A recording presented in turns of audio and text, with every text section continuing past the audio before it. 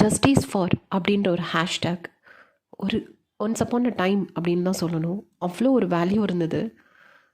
ஒரு கிரியேட்டர், ஒரு social media பர்சன்ஸ்க்கு தான் தெரியும் ஜஸ்டிஸ் ஃபார் அந்த ஹேஷ்டேக் யூஸ் பண்ணோன்னா அதோட வேல்யூ என்ன அப்படின்னு சொல்லிட்டு.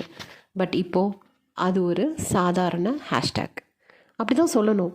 ஜஸ்டிஸ் ஃபார் போட்டு போட்டு போட்டு நம்மளுக்கு என்றைக்குமே ஜஸ்டிஸ் கிடைச்சதே கிடையாது. சரி, அப்போ நீ எதுக்கு இந்த வீடியோ பண்ணுற நீங்கள் கேட்கலாம். நான் கண்டிப்பாக ஜஸ்டிஸ் ஃபார் அப்படின்ற அந்த ஒரு ஹேஷ்டேக்காக இந்த வீடியோ பண்ணலை. நம்ம ரொம்ப பாதுகாப்பாக இருக்கிறோம்னு நினச்சிட்ருக்கிற இந்த வேர்ல்டில் லாஸ்ட்டு ஒரு 2 வீக்ஸில் 2 இன்சிடெண்ட் என்னுடைய மனசை பாதித்த விஷயம். ஒன்று 45 வயது 45 இயர்ஸ் ஓல்டு வெளிநாட்டு பெண்ணுக்கு நடந்த கொடுமை. அதே அதே அந்த பீரியட் அது முடிகிறதுக்குள்ளே 9 வயசு குழந்தைக்கு நம்ம தமிழ்நாட்டில் நடந்த ஒரு கொடுமை. இந்த 2 கொடுமைகளும் நடந்த இதே இந்தியா, இதே தமிழ்நாட்டில் தான் நம்மளும் வாழ்ந்துட்டுருக்கோம்.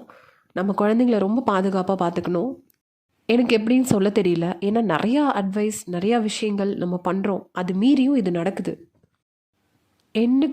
நான் எல்லாருக்கும் சொல்கிற அட்வைஸ் முட்டாள்தனமாக கூட இருக்கலாம். Pray for your kids please. Daily உங்கள் குழந்தைங்களுக்காக கடவுள்கிட்ட வேண்டிக்கோங்க. கம்ப்ளீட்டாக எவ்ரி மூவ், அவங்களுடைய ஒவ்வொரு மூவுமே நம்ம கூட இருக்கோம் இல்லை அது பாதுகாப்பான்னு கேட்டிங்கன்னா பேரண்ட்ஸ் இருக்கும் போது தானே இந்த இன்சிடென்ட்ஸ் நடக்குது.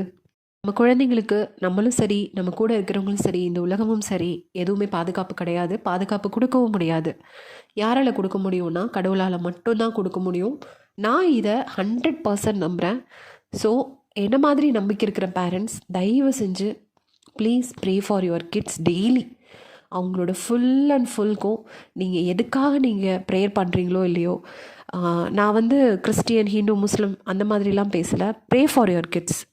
இந்த ஹேஷ்டேக் தான் நம்ம இனிமேல் ஃபாலோ பண்ணணும்னு நினைக்கிறேன். ஏன்னா no hope.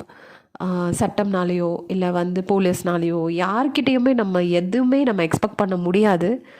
So pray for your kids. கடவுள் கண்டிப்பாக காப்பாற்றுவார் நம்ம குழந்தைங்கள. ஸோ அவங்களோட பாதுகாப்புக்கு நம்ம இந்த சட்டங்களையோ இந்த நாட்டையோ இங்கே இருக்கிற மற்ற அமைப்புகளையோ நம்ப முடியாது. நம்ம நம்ப வேண்டியது காட் மட்டும்தான். So please pray for your kids daily.